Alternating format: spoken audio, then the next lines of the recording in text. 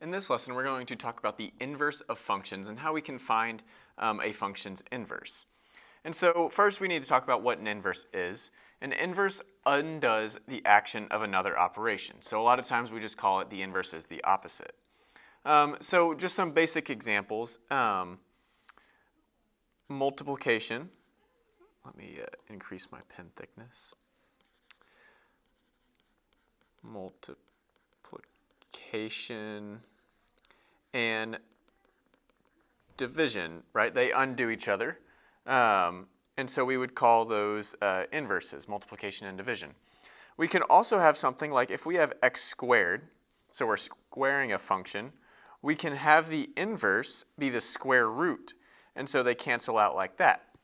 And so squares or exponents, so maybe we can write exponents and roots are inverses as well. Okay, so just like addition and subtraction, multiplication and division, exponents and roots, all these things cancel out, so we call them inverses of each other.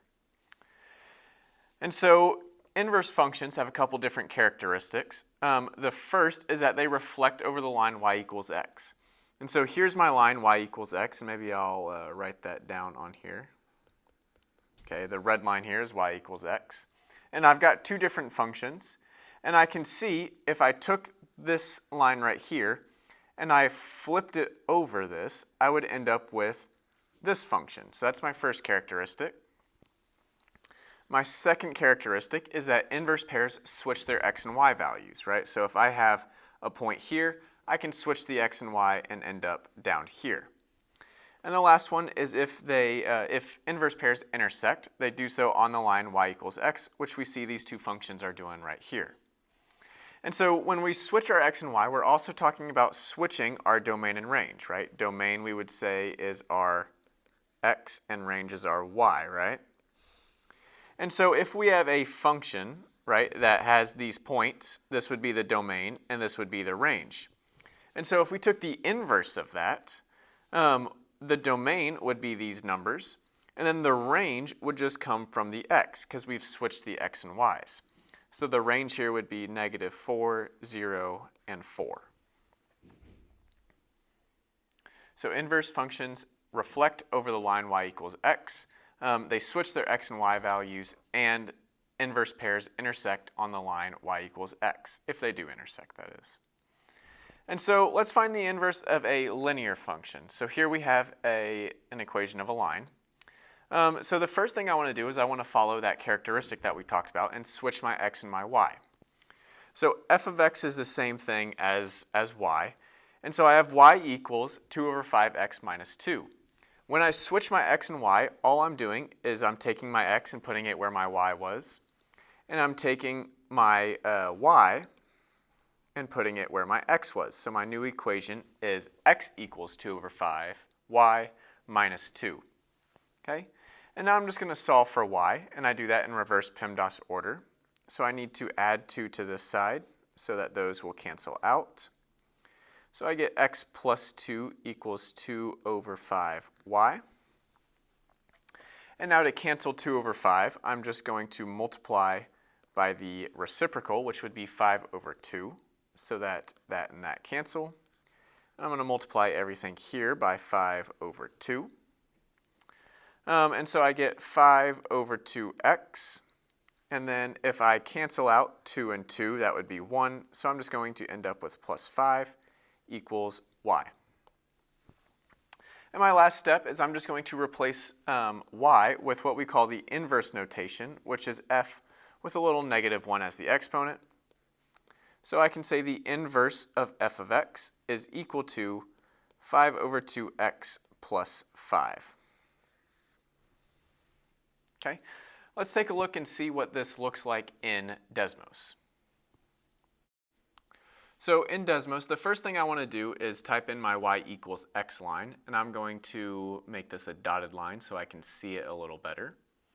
And now I can type in the original function that I had, which was f of x is equal to 2 over 5x minus 2, and I get the blue line. And the inverse we found was going to be 5 over 2x plus 5.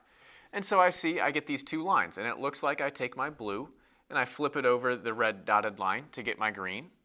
They intersect on that y equals x line. And if I take a point like negative 2, 0, I can switch my x and y to get 0, negative 2. So these two functions are, in fact, inverse pairs. So now let's talk about finding the inverse of nonlinear functions. So here I have a cubic function, we call it, because this x is being raised to the power of 3. And so overall my process is going to stay the same, but first I want to make sure this function passes what we call the horizontal line test. So I'm going to switch over to Desmos so we can see what that looks like. So here I have the graph typed in, and you may remember from Algebra 1 having the vertical line test, which is where we have this graph here, and I'll switch it to, this would be closest to yellow. And we can slide this down the function, and as long as we're only touching at one point, then we would say this black graph is a function, which we are here. The horizontal line test tells us that if we are only touching this function at one point with a horizontal line, then the inverse of this function is also going to be a function. And so here I see that I'm always passing the horizontal line test. So the inverse of this function will also be a function. So I'm going to say that we did this in Desmos and it passed.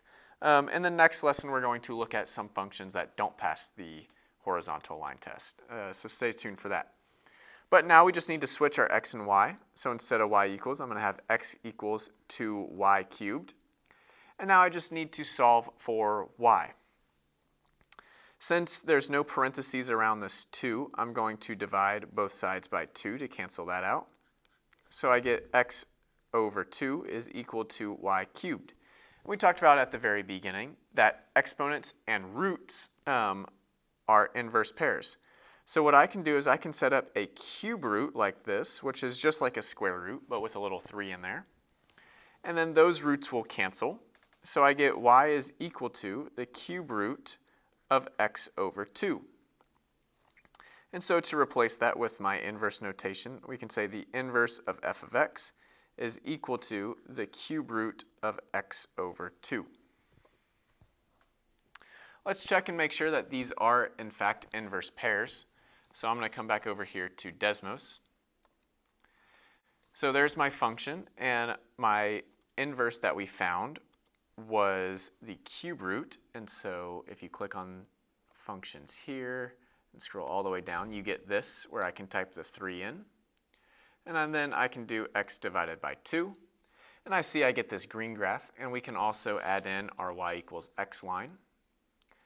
And I see that both of these graphs cross on the y equals x line, and they are reflected over the purple line as well. So these two are functions or inverse pairs of each other.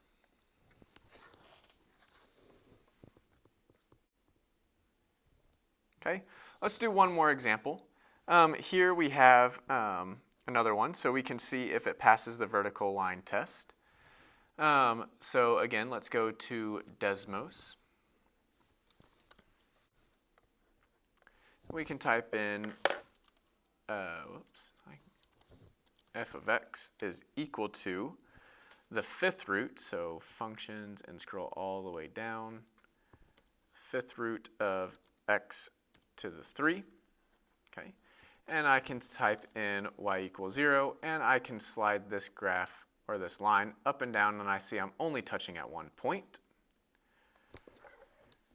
So in Desmos, this does pass. So let's switch our x and y. So we're going to have x equals the fifth root of y over 3. And now let's just solve for y. So to cancel out this fifth root, because I can't mess with anything inside of it yet, I'm going to raise this to the power of 5 so that those cancel. So I get x to the fifth is equal to y over 3. And so y is being divided by 3, so the inverse of that would be to multiply both sides by 3. So, and I can go ahead and change y to the inverse of f of x is equal to 3x to the 5th. You can go into Desmos and plug that in to make sure that they meet all the characteristics, or you can take my word for it, that these are inverses. And so how do we find inverses of lines that pass the horizontal line test? Passing the horizontal line test tells us that the inverse of a function is also going to be a function. And so we're just going to follow the characteristics and switch my x and my y. When I do that, all I have to do is solve for y using a series of inverse operations like dividing and multiplying, just like you would solving for any other variable. And we'll end up with our inverse function once we get y by itself. And we can compare those two functions in Desmos to make sure that they meet all the characteristics. So I hope you had so much fun in this video looking at inverse functions. Join me in the next video where we're going to talk about functions that don't pass the horizontal line test, where we are going to restrict their domain. But in the meantime, good luck in your practice, and I'll see you in the next video.